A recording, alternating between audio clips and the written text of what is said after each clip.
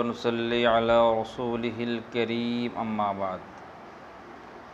সম্মানিত সুধী, যারা দাড়ি সেভ করে বা যারা দাড়ি চাঁচে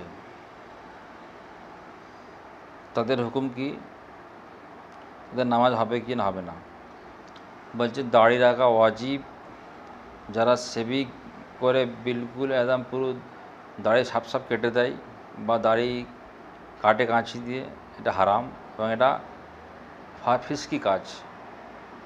আর ইমামত হচ্ছে মকরু তাহরিমি, ঠিক আছে,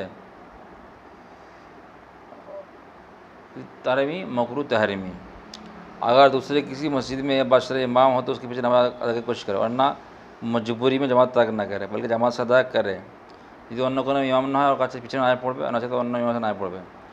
খবরসি দাঁড়িয়ে মন্দা এবং পিছিয়ে, লেকিন সালে আর তাহলে যে দাড়ি কাটে বা দাড়ি চাঁচে, ঠিক আছে, যার এক মুষ্টি দাড়ি নেই আর পিছনে নামাজ পড়া মকরু তাহরিমি তাহরিমি তাহরিমি, ঠিক আছে।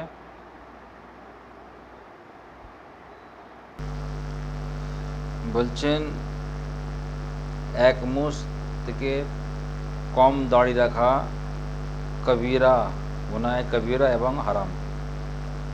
এবং দাড়ি চাঁচা বা কাটা এটা হচ্ছে ফিস্ক। এক মুষ্টির বেশি হলে আপনি কাটতে পারবেন, এক মুষ্টির কম হলে কাটা এবং চাঁচা দুটি হারাম। মানে এক মুষ্টি হয়ে গেলে আপনি কাটতে পারবেন, এক মুষ্টি না হলে আপনি যদি কাটেন হারাম, আর যদি চাঁচা তাও হারাম, ঠিক আছে। এক মুষ্টির নিচে থাকলে হারাম।